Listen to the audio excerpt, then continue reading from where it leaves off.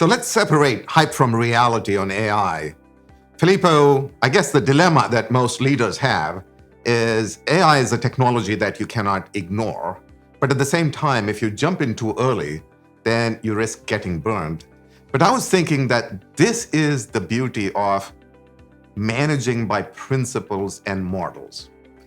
The details, the technologies can come and go, but the models are, everlasting. And so when I kind of think about AI, there's a few principles that still seem very relevant. One is, let's separate the technology or the platform from value addition. Another principle is that it's not about the platform, it is about use cases. And this is the third principle, which is when you look at any technology, including AI, you're going to have a spectrum of maturity of that particular technology. And this is really where you have to ask the question on, is the use case ready, not is the technology ready? So in the case of AI, the spectrum goes from, pure and simple machine learning all the way through a super transformative, maybe even disruptive capability called Agentic AI. And within that, the different pieces of artificial intelligence and the different use cases are at different levels of maturity. And so this is the way I tend to think of AI, but you've created some of the principles around global business services and IT for a very long time. What do you think about this? Well, I agree completely. First of all, separating what is real, what is happening from some of the theories or the concepts that are still to come. Some of the models, some of the principles are applicable, and actually, I believe is critical that we apply those principles regardless of the technology. In the case of AI, is yet another very powerful, probably the most powerful technology we come across. But I would differentiate between solutions for the business, which employ end-to-end delivery of a capability, including adoption, including change management, for the solution to be truly effective in the business, starting with the articulation of the business value. And then the technology comes as an enabler. In the case of AI, it is a more powerful, possibly enabler than others, but still is an enabler. Applicability and use cases range from automation of human repetitive tasks. This is the typical digital intervention on something that doesn't require human intelligence much, all the way up to supporting decision making, and then agentic, and then. But some of the operating principles we need to follow are valid and extremely important, regardless of AI or any other technology. And that's really the beauty of, I think, having a set of models that are everlasting that you use to run your shared services or IT business or operations in general. Then on AI, one of the fundamental questions is always, what could go wrong? What GBS or IT or other organizations in transforming the business could do that derails the value of AI in the business. And some of the dynamics, some of the situations are the same. If we automate broken processes, if you automate something which has redundant, unnecessary, too many touch points which could be eliminated in the first place, or you bring something that is irrelevant to the business, no matter how breakthrough the technology has, the value will be completely undermined by the lack of process standardization, streamlining, improvement in the first place. So we came across companies with Tony who had applied the AI at the early stages to something that was not working in the first place, and frankly, the proverbial garbage in, garbage out. So some of the operating principles, best practices, the sequence of steps to truly transform the business, they don't change with AI. And actually, I would offer that are even more important. The more powerful the technology is, the more we have to be disciplined in execution. And that's a really golden principle, because there may actually be shorter term, quicker wins with cleaning up your process than spending all of that time on technology. And so that's absolutely something that a lot of people are still getting wrong. I want to add a few others. One is the importance of data readiness. 80% of all of the effort in a typical AI implementation goes into actually getting your data ready. And so you want to be careful. Again, as you said, garbage in, garbage out. Another thing that people are getting very wrong is the skills gap. This is really where people feel like they really don't have the capability inside the organization. And then they will go in and delegate or maybe even abdicate some of their accountability to an external vendor to help them to do it. Now, again, there's nothing wrong with getting an external helper, but the issue is the first principle of outsourcing is you never outsource something that you don't completely understand. So you have to be able to know enough to be able to manage it. And then I think the final question is around governance, because at the end of the day, the problem with powerful tools is that they can cut both ways. And so unless you have rules around how to use data, how to use AI, what processes should you automate using AI? What processes are you better off using interactions with humans? How do you bring humans into the loop? Those are all challenges that really need deep thought from a governance standpoint inside the company. And so these are, some of the only few challenges that we see people making over and over again, a lot of mistakes. I think the important thing, though, is to get started in a small, iterative learning way. There is absolutely no reason for people to wait. There is a lot of reason to make sure that you're starting with use cases that are proven, as opposed to falling into the trap or buying into the hype and being reckless about it. But start small, figure out what your business needs are, figure out where other companies have been able to leverage your exact use case and been successful in using AI, and you cannot go wrong after that. And you are totally right, Tony. These are very, very powerful thoughts. I would only add that one of the questions at Inixia we get all the time is, what skills should I build in-house? What should I source from the outside? This is one of those situations where, again, it is critical that we differentiate between what our people, our employees should do, should know, should lead, from what we can bring in from a vendor, from a partner, from a contractor, in the knowledge of the business, where to intervene, how to map out processes, business processes, how to improve. This is something that is must be uniquely within our organizations and our people. Then the expertise on technology, the competences on the technology side, that could be, of course, important.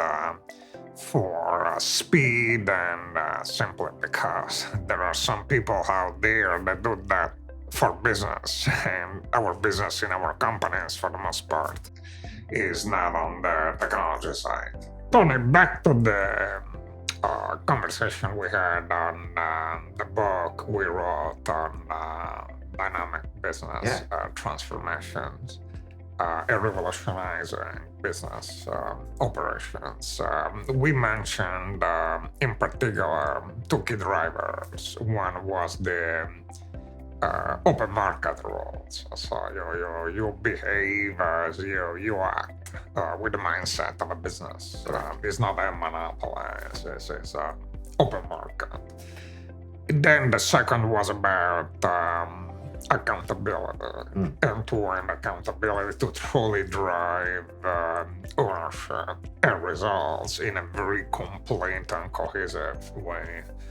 How do you think AI could play in these areas? What could be AI contributing to accelerating some of the work or making it better? That's a great question, Filippo, because AI actually is both a trigger to the importance of the open market rules and, unified accountability. And it is also a contributor in terms of what you do with those two drivers. But perhaps let me start with the first one. So I think AI makes it even more critical to operate as if you were a business with that mindset, because AI is actually revolutionizing and disrupting a lot of technology, work processes, behaviors, expectation.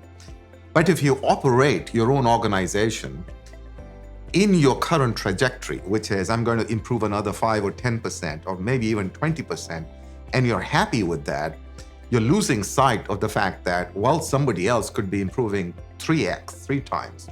And so I think it makes it even more important to keep the mindset of, we are in an open marketplace.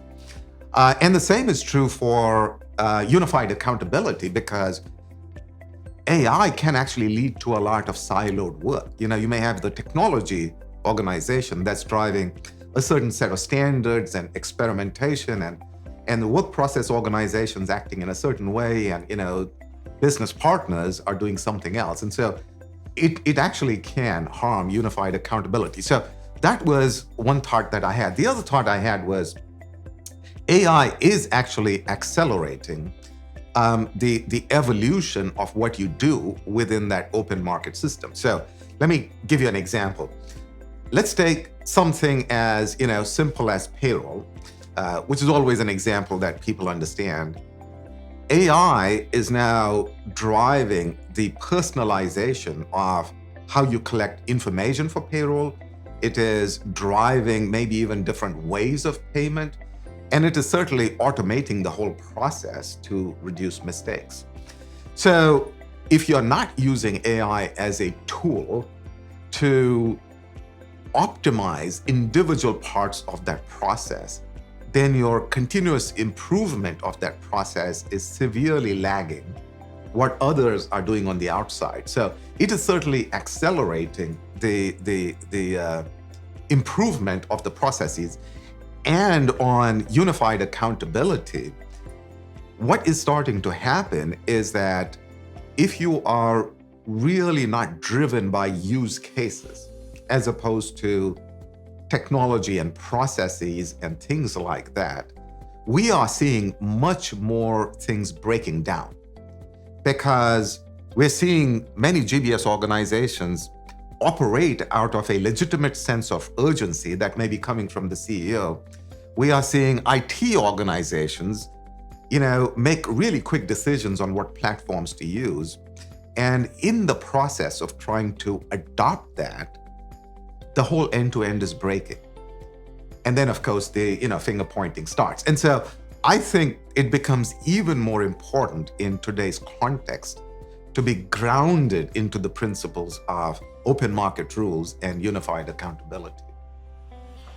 One question we get a lot at Inixia is whether while organizations, companies figure out how to best apply AI, they should pause some of the transformation efforts that they started, some of the plans for change, whether in the organization or in the business processes or in the culture, in introducing digital technologies. Our recommendation is not to do that because there is a lot that can be done and actually needs to be done in transformation, regardless of AI or any technology for that matter. So the understanding how the processes work, mapping out the processes, looking for opportunity to simplify, streamline, and then automating, that needs to be done regardless of the technology. Actually, if we start with the technology first, AI or anyone else, as we all know, is counterproductive. Because we will end up cementing something that may or may not be ideal, may or may not be as good as it should be. So some of the processes we recommend, some of the steps in transformation, we recommend that we carry on no matter what. And this is fundamentally, as we said on the process side, it is in assessing, some of the skills required in the organization, and finally getting into data readiness, data cleanup. Sometimes this is something that needs to be done no matter what. So there is a lot that we can progress on and anticipate while we work on understanding better what use cases AI could be applied on and how to make it most effective in the organization. And Filippo, I was thinking the foundational principles become even more important when you've got a disruptive capability like this, and in particular, the 70-20-10 model, where 70% of your effort really needs to go into running your day-to-day operations with excellence, 20% on continuous improvement, and then 10% on disruptive innovation. Now, the percentages are not as important as the fact that you need to have a 3-tier strategy. And when I apply this to AI, your portfolio of projects are going to have continuous improvement related items that perhaps are more about process re-engineering and a little bit of automation, and that you have to use all of the techniques there, including process reimagination, including basic platforms, including data cleanup, including machine learning, and a little bit of AI as part of your CI or continuous improvement program. The same is true for running your day-to-day operations, because your understanding of how to plan, control, and improve the day-to-day still needs to continue. I think the interesting question is really on the third part of the 70-20-10, which is the disruptive innovation. And that's really where a portfolio effect is really important, because you have to ask the question of what is disruptive, meaning disruptive innovation, to my process, to my outcomes. And the answer there could be technology, but it also could be just completely reimagine your process, or maybe even some of the sourcing strategies. And so I think perspective is everything. In the 70-20-10 or the 3-part model, you have to ask the question around how can I pick the few use cases in AI that are going to be disruptively applicable there. So that's what I continue to find really helpful when there are times that are very disruptive like these, falling back into the core principles always helps you avoid catastrophes. So it's very interesting to ask the old Bill Gates question. Apparently, Bill Gates said, we tend to hugely overestimate the impact of technology in the immediate 1 or 2 years, and then hugely underestimate the impact of technology in the 10-year horizon. And if we ask the same question relative to AI, here's what we believe. We believe that, yes, there are going to be a lot of mistakes, and therefore the actual value creation coming out of AI is going to be a little underwhelming, and that may be primed for some kind of correction in the short term. But make no mistake, the impact of AI in the longer term is hugely disruptive. And I'm going to illustrate that with an example of a evolving but very powerful part of AI, specifically agentic AI. So, Filippo, what really excites us about agentic is that this is not about automation. It is about reimagination of the entire work process. The typical mistake that most people make is not to differentiate between AI agents and agentic AI. AI agents are the good old bots that, can operate and make decisions in silos, in specific contexts. So they are a really powerful automation tool, which you use along with other parts of robotic process automation and humans in your current work process. Agentic AI is completely different. Agentic AI, as we keep telling people, is where you don't really give too much direction to the bot on what to do. You give them a lot of direction on the goal. What is the outcome? And the agents are smart enough to actually coordinate with each other to figure out the best way to get an outcome.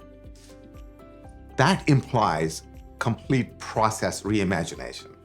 That implies a deep understanding of how a given work process, whether it is marketing or sales or supply chain related planning, how does this work inside my company? What is the goal? What is the output that I need out of this? And then most importantly, how do I let loose agentic AI so that it is going to make a lot of the decisions around coordinating between bots and humans and other processes and external vendors? That is incredibly disruptive. That is something that excites us. But again, a lot of the companies and vendors that we see that promise agentic AI today, we've seen maybe a handful, and by handful I mean less than 5 real examples, where they have been constructed and even then using their own platforms or self-contained technology, which is not reflective of real life. But we have absolutely no doubt that in the longer term horizon, this is fundamentally going to change the work that GBS and IT and most other business operations do. And you have seen that, and you have cautioned about getting the approach and timing right. And so I want to ask you for your opinion. I believe some of the operating principles that we follow in every transformation still apply completely, and actually even more so. First of all, iterating and experimenting. I would be careful not to plan for a long time, for a big bang, because they may or may not happen, and more importantly, would not be the right thing to do. The risk for the business would be significant. So iteration, pilot projects, expansion. Secondly, to the point, there's AI agents versus agentic AI. There is where we think it's very important to delineate demarcation, the separation between what is still for the person, for a human to do, from an intelligence standpoint, and the knowledge of the business versus what AI could contribute. And lastly, we said about solutions versus technologies. This is a major stake in the ground. The North Star should always be what is the value for the business? How do we make sure that the value is coming to fruition? That is not in a hypothetical dream. And that is where some of these truth or critical fundamental operating principles still apply completely.